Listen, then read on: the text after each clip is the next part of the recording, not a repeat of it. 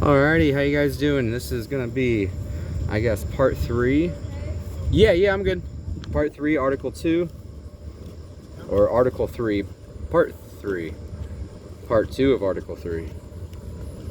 The intent of the framers of the Constitution was to construct a government that would be sufficiently strong to perform those essential tasks that only the government can perform, such as establishing justice, ensuring domestic tranquility, providing for the common defense, and promoting the general welfare.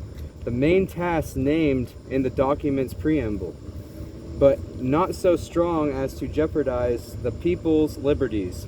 In other words, the new government needed to be strong enough to have the power to secure the rights without having so much power as to enable or encourage it to infringe rights.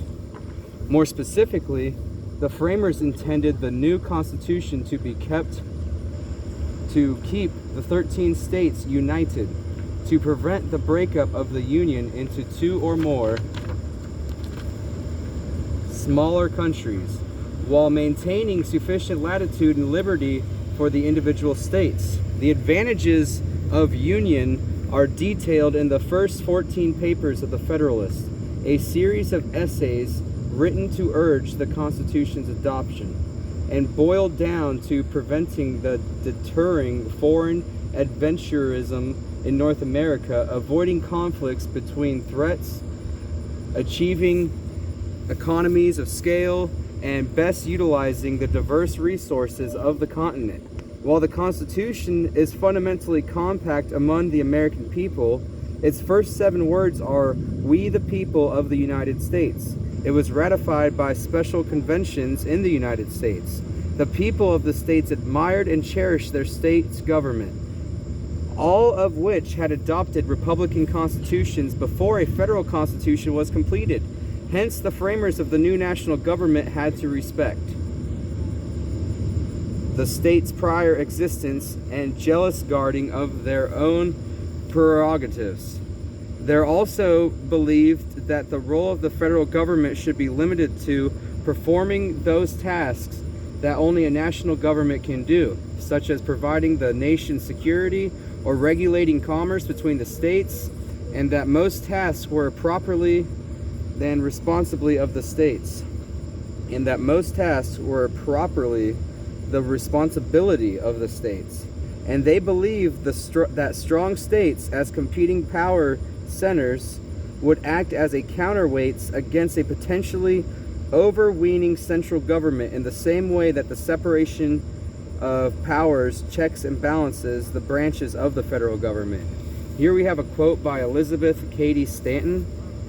"To throw obstacles in the way of a complete education is like putting out the eyes.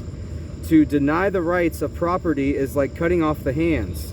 To refuse political equality is to rob the ostracized of all self-respect, of credit in the marketplace, of responses in the world of work, of a voice in choosing those who make and administer the law, a choice in the jury before whom they are tried, and the judge who decides their punishment."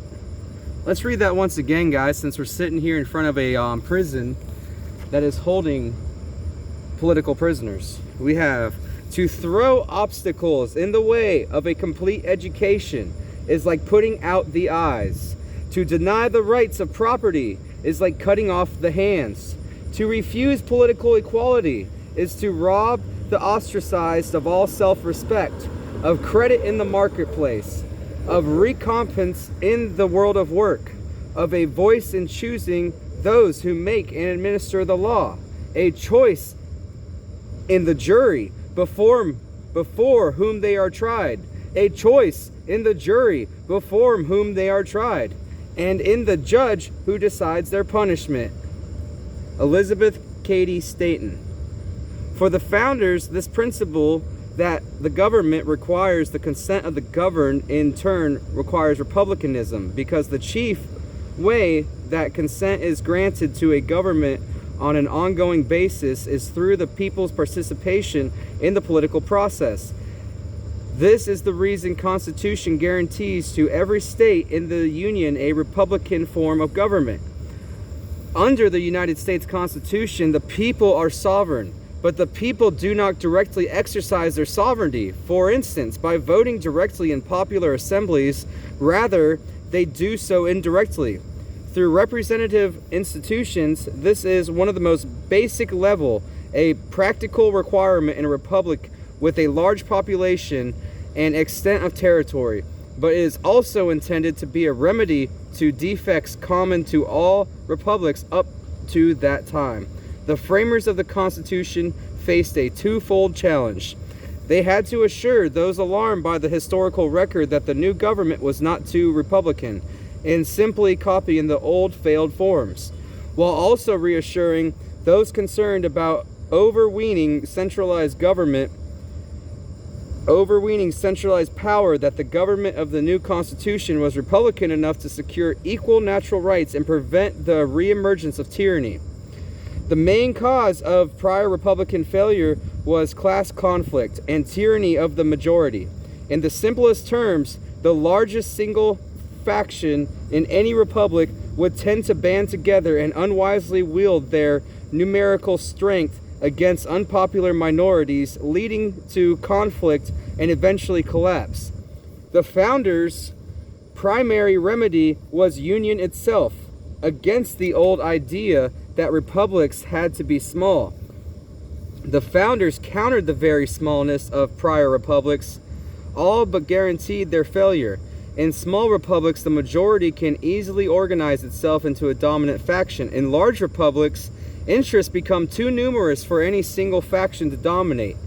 The inherent or potential partisan unwisdom of a dominant faction also would be tempered by representative government.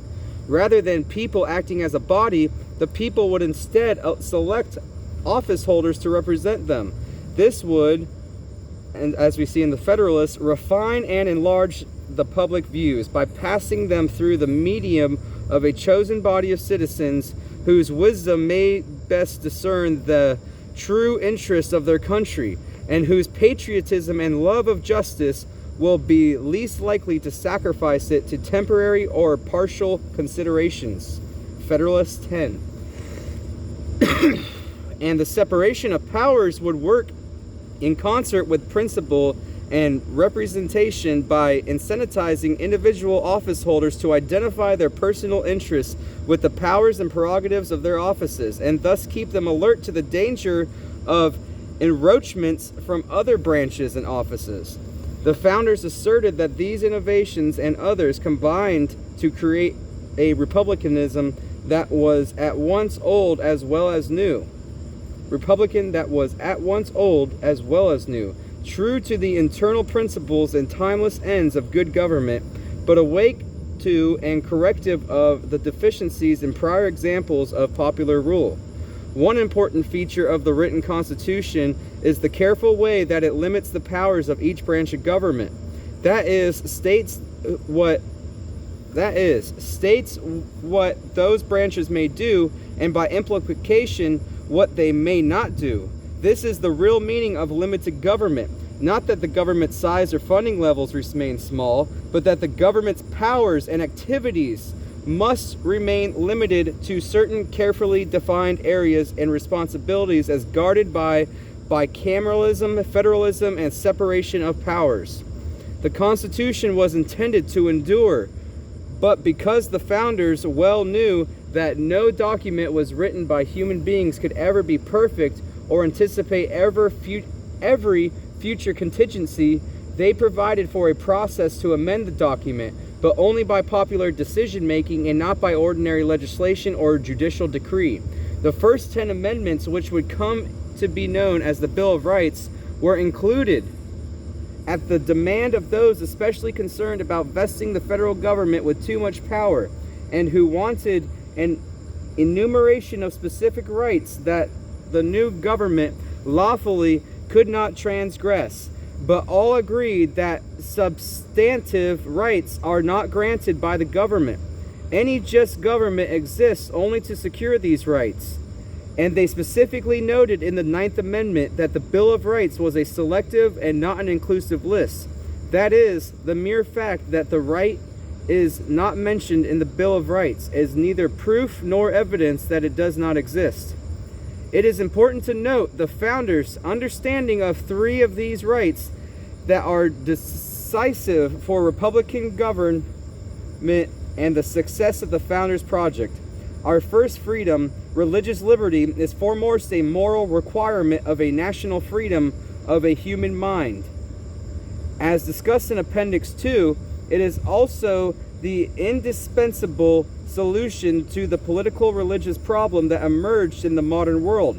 Faith is both a matter of private conscience and public import, which is why the founders encouraged religious free exercise but barred the government from establishing any one national.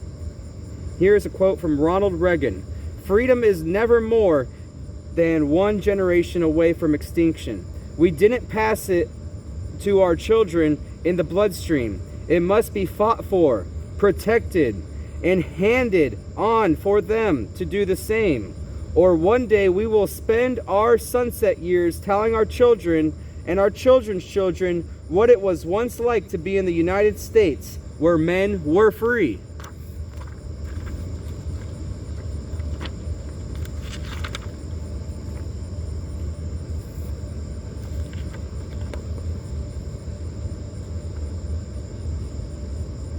One national religion. The point is not merely to protect the state from religion, but also to protect the religion from the state, so that religious institutions would flourish and pursue their divine mission among men. Like religious liberty, freedom and speech and the press is required by the freedom of the human mind. More plainly, it is a requirement for any government in which the people choose the direction of the government policy. To choose requires public deliberation and debate. A public that cannot publicly express its opinions, exchange ideas, or openly argue about the course of its government is not free. Finally, the right to keep and bear arms is required by the fundamental natural right of life. No man justly be denied the means of his own defense. The political significance of this right is hardly less important. An armed people is a people capable of defending their liberty, no less than their lives, and is the last desperate check against the worst tyranny. Thank you, guys. I appreciate it. And we will be reading more of the 1776 book.